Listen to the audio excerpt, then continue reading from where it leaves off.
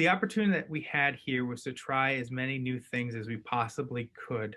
To make a football analogy here, and I don't know if you're all football plans, but there's I kind of saw this as, sometimes when the defense jumps off side, it's a free play for the offense, Yep. right? Like I saw this as a time to chuck it up and to try things because you the gains could be monumental. You could try things that you didn't feel comfortable with, like I couldn't do this because of the curriculum, or um, you know, uh, everything. Like the model was broken in such a way that you had the latitude to be able to try things that under normal circumstances, under normal pacing, you might not be able to try. So Yeah. I think the biggest opportunity right now, and this is where the shift of my work, and I'll talk a little bit about it in a second, is that we have an opportunity to leave as much residue behind that will carry over into the fall and beyond. So once this is your best chance to be able to shift attitudes towards different topics. And I'll just give you an example one. So we, the middle school level, are trying to do more work with career-oriented learning. So how do we link what students are learning in school with potential projects or collaborating with entities, outside of the school building. So we're working with the Boston Museum of Science on a project about museum exhibit design that's related to a science unit. It was hard to get people to think about interacting with external entities or redesigning their projects for more authenticity prior to COVID, because they didn't see Zoom as a way of having this type of conversation.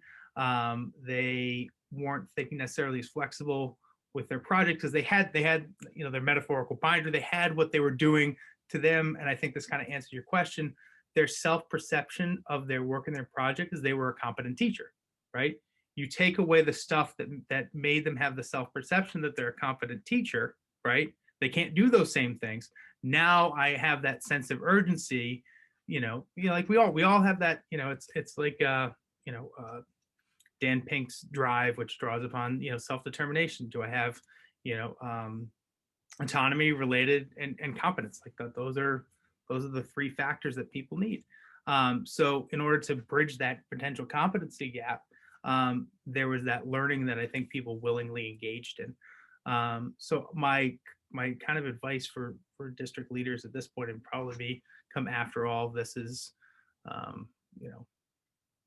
published, but your time is now. Like this is the time to start planting the seeds for the next fall, because I do think you may have a little bit of time, because I don't think that we're going to be fully back to normal Yeah. in fall as much as I'd love to. But like this is your time to change and to break the paradigms. Yeah. Cool. Do you have anything you could share with us around the career-oriented learning work? Like, do you see that as at the middle school level about authenticity of project-based learning and making meaningful like career connections? Or is that, I mean, like the other way to look at that would be like leveraging an authentic partner to support inquiry-based learning? Does that make sense? And I hear more of like the opportunity in this moment actually about like building that authenticity in inquiry learning, as opposed by making it real and making it connected, as opposed to like the vector for inquiry-based learning within the district. We've been looking at it through a lens of self-discovery. Mm. So how do we help students? So I think a lot of it's framed around some sort of either Thrively assessment or Naviance assessment to help students better understand who they are, what their strengths are. Then from there, we're moving into the career-oriented work. And this is all still under development, but I'm happy to share with you as we go on. So a lot of it is developed internally and not necessarily with partners, although the Museum of Science one, we've asked them for feedback on the rubric that we're going to be using. We've asked them to kind of share, best principles. So it's more for the authentic piece rather than the inquiry piece. Mhm. In part, I think it's a couple different things. I find that a lot of school planning is a lot of times like a little bit just in time. So it's not necessarily like we're looking like 3 to 4 months out. So we're cultivating this relationship. A lot of these ideas are sparked, soon before the project starts. So that limits the scope. And we're also cognizant of, these individuals' time, Yeah. because, they're working too. Um, but I think the authenticity piece is kind of like that first step onto the on-ramp, Mm-hmm. where for kids, when you're actually working with an external partner, I feel it gives a layer of authenticity that even when a teacher does it, it can sometimes feel contrived. Like, Yeah. you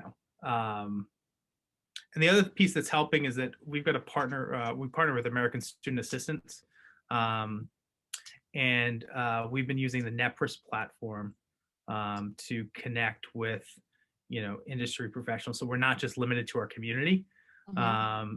and so we're better able to try to connect students with the areas that they're interested in exploring.